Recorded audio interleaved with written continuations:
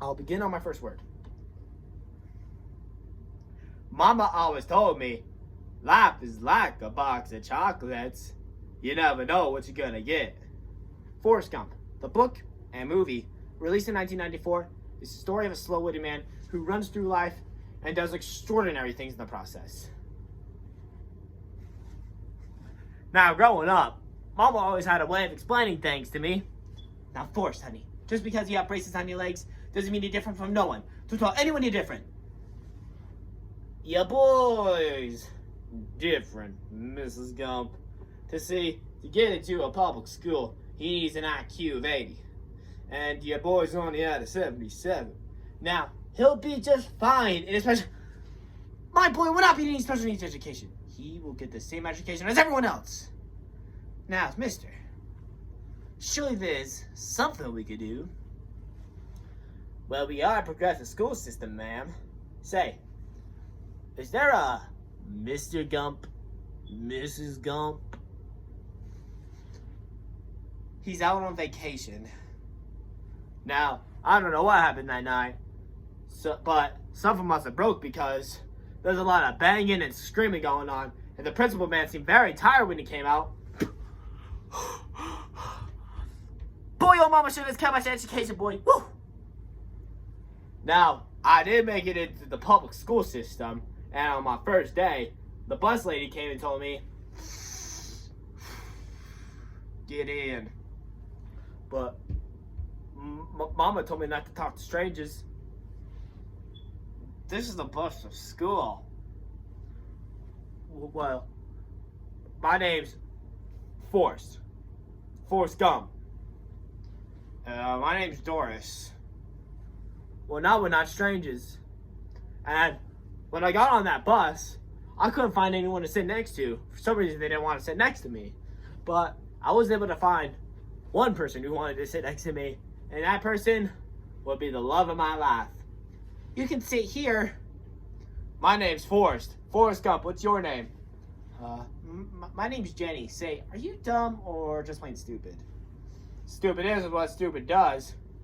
For the rest of that bus ride, me and Jenny were like peas in a pot. We'll go everywhere together. And one day, when me and Jenny were walking home from school together, a group of bullies tried throwing rocks at me for some reason. Hey, it's the kid with the weird brace legs. Let's throw rocks at him.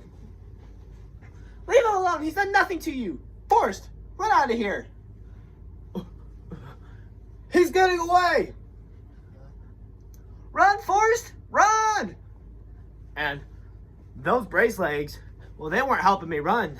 So on that day, they came off. And on that day, when I needed to go somewhere, I was running. Now, I never knew my running would ever take me anywhere until one day I made it onto the college football team. And I even became an All-American. And when you become an All-American, you get to meet the President of the United States of America. And the best part about meeting the President is the food. But I wasn't really hungry that day, but I was really thirsty. I had myself about 24 Dr. Peppers that day. Congratulations on becoming an All-American. Congratulations on becoming an All-American.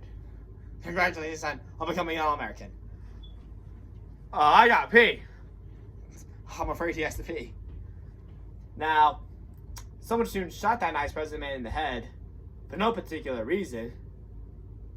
Now, after I graduated from college, a man in a nice military uniform came and told me, say, son, have you thought about your future? I soon joined the war in Vietnam, and people in the army are not very nice. Hello, my name. I don't care what your name is, boy. Now get in the bus. I didn't make too many friends in the army, but I was able to make one friend. Hello, Forrest. My name's Bubba, and I come from a long line of shrimp hunting. And once we got out of this war in Vietnam, I want you to be my shrimp boat partner. Okay, Bubba. Now, the army was never boring, and Lieutenant Dan always had something for us to do. Fire the hole! Forrest, go look in there for Charlie. Now, I was never able to find Charlie, so I don't know who we were looking for, but the army was fine enough. the sad part was at night, and night in the Army, it would get very dark and lonely. And when it got dark and lonely, I would always be thinking about Jenny. Ah! Forrest, they shot me in the leg! Oh, I gotta save Lieutenant Dan. Put me down. My legs are shot off my body. Put me down. I gotta save Lieutenant Dan. Put me down. I gotta go get Bubba. On that day, I ran all across that forest, grabbing each and every member of my platoon and setting them down, and I just kept running. And I was really trying to find Bubba, but I wasn't able to find Bubba until the end of the night. But it was too late. Bubba had already died. And when we were in the hospital, I told Lieutenant Dan that I was going to take over for the shrimping business for Bubba. And Lieutenant Dan told me, Forrest, the day you become a shrimp boat captain is the day I'm your shrimp boat partner. Now, when I was in the hospital, I stopped playing ping pong very often. I became so good at it that the Army even wanted me to play for them. And I even got to go to China. First time any American's been in there about a million years or something. And I was so good that I even got to meet 2 more presidents of the United States. And I even got to meet John Lennon. But soon enough, they sent me back home. And when I got home, I started the shrimping business. And you wouldn't believe it, but I did get a partner. Well, Forrest, I did say that if you ever became a shrimp boat captain, I would be your shrimp boat partner. So, a deal's a deal. But don't think I'm gonna call you captain.